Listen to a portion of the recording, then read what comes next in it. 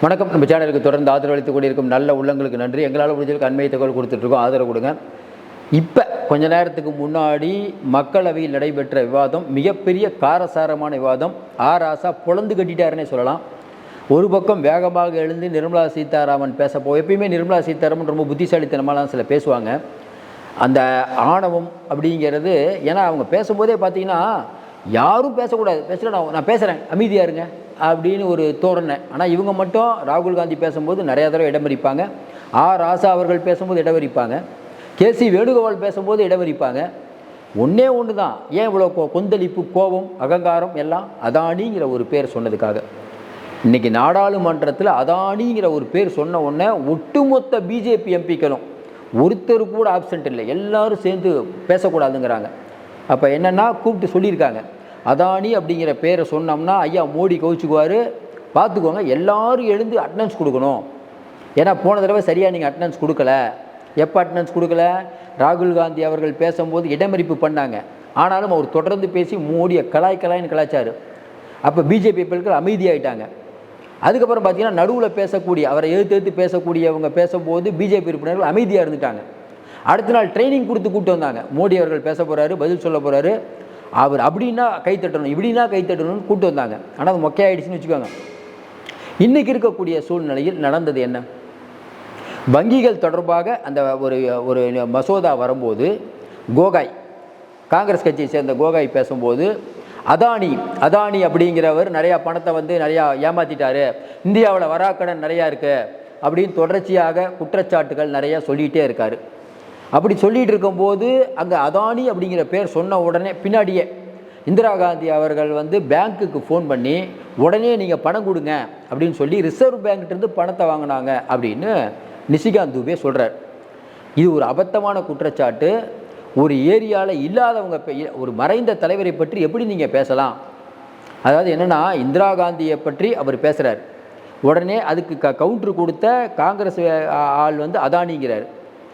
இல்லாதவங்களை பற்றி பேசக்கூடாதுன்னு பிஜேபி சொல்லுது அதானியை பற்றி, சபையில் இல்லாதவங்க. அப்போ இல்லாத சபையில் இல்லாத, அது உயிரோடையே இல்லாத இந்திரா காந்தியை பற்றி பேச பிஜேபிக்கு என்ன தார்மீக உரிமை இருக்கிறது? அனுபவம் என்றைக்கும் வலிமையானது. உடனே நம்ம கேசி வேணுகோபால் சொல்கிறாரு, எமர்ஜென்சி காலத்தை விடுங்க, பாகிஸ்தான் கூட சண்டை போட்டு நம்ம ஜெயித்த போது இந்திரா காந்தி அம்மா துர்கையின் அவதாரம்னு சொன்னவர் ஐயா வாஜ்பாய் சொன்னாரா இல்லையா? அப்படின்னு சொன்ன உடனே நிர்மலா சீதாராமன் கோபம் தருது. ஏன்னா இதெல்லாம் ஏற்றுக்க மாட்டாங்க. ஏன்னா இந்தியாவின் இரும்பு பெண் அப்படின்னா நிர்மலா சீதாராமன் தானா, இந்திரா காந்தி இல்லையா? நீங்கள் சிரிக்காமல் கேட்கணும். ஏன்னா அவங்க அப்படி தான் சொல்லிகிட்டு இருக்காங்க. இந்தியாவின் இரும்பு பெண் அவங்க தான். ₹1 கூட லஞ்சம் வாங்காமல், எப்படி சாப்பாட்டுக்கு மட்டும்தான் காசு இருக்குது. ஏன்னா அவங்களால தேர்தல் நிற்கிறது கூட காசு இல்லை. உங்களுக்கு தெரியும், எம்பி எலெக்ஷனில் எல்லோரும் தேர்தலில் நின்னாங்க.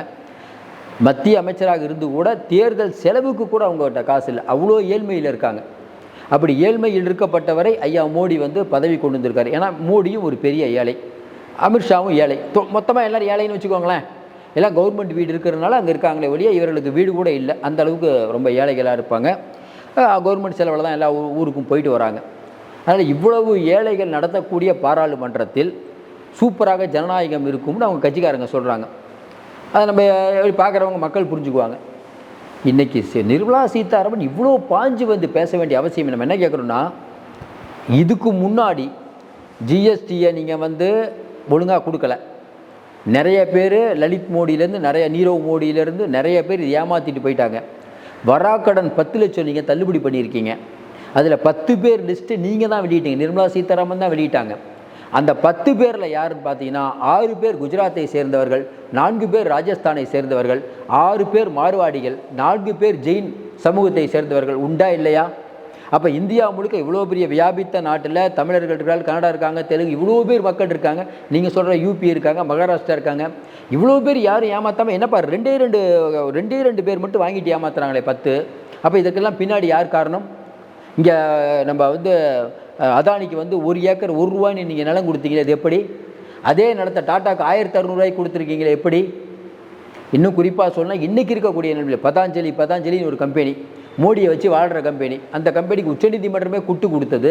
அவர் பல ஏக்கர் நிலங்களை வளைச்சி போட்டிருக்காரு. நிறைய தொழிற்சாலைகள் மூடப்பட்டிருக்குது. அதை போய் பதாஞ்சலி வாங்குது. அதுக்கும் SBI நிதி கொடுக்குறீங்க. பாதுகாப்பான வங்கி, நம்பிக்கையான வங்கி, ஐயா எஸ்பிஐக்கு வாங்க அப்படின்னு நீங்கள் தான் சொல்கிறீங்க.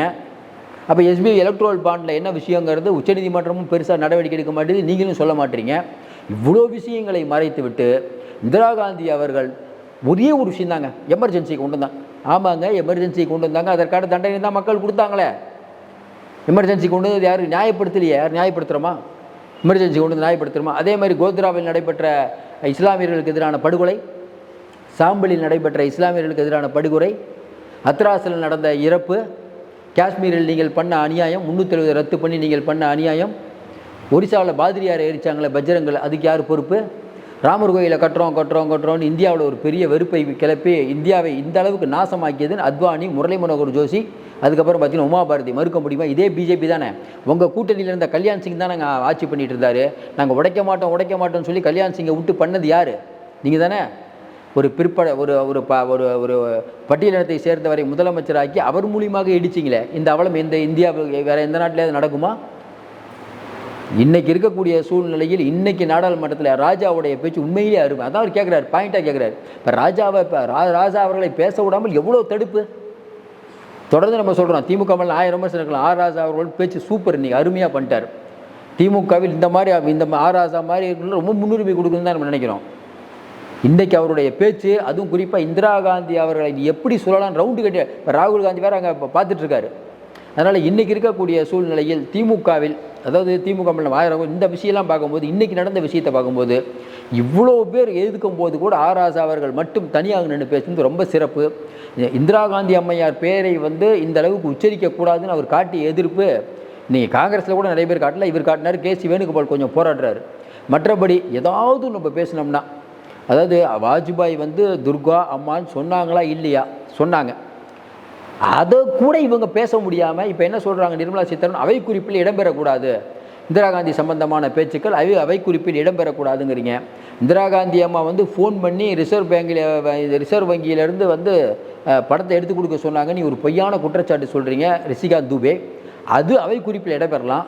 ஆனால் வாஜ்பாய் துர்கான்னு சொன்ன கேசி வேணுகோபால் எடுபடக்கூடாது அப்படிங்கிறது எந்த விதத்தில் ஜனநாயகம் தெரில. மற்றபடி இன்றைக்கி அலற விட்டாங்கன்னு சொல்லலாம். உண்மையிலே நிர்மலா சீதாராமன் பேசும்போதெல்லாம் முகமே இல்லை. அந்த அம்மாவுக்கு பேசவே முடியல. அந்த அம்மா என்ன பேசுவாங்க? ஏதாவது 4 கேள்வி கேட்டால் என்ன பதில் சொல்லுவீங்க? வராக்கடன் நீங்கள் தள்ளுவிட, அதை பற்றி பேச மாட்டீங்க. ஆனால் நான் பேசணும் எந்திரிச்சு நின்று ஏதோ ஒன்று பேச வேண்டியது. ஏன்னா மோடிகிட்ட நல்ல பேர் எடுக்கணும். மற்றபடி இன்றைக்கி நாடாளுமன்றம் அமர்க்களமாக போயிருந்தது. அசத்தி விட்டார் ராஜானே சொல்லலாம். மீண்டும் சந்திப்போம். நன்றி, வணக்கம்.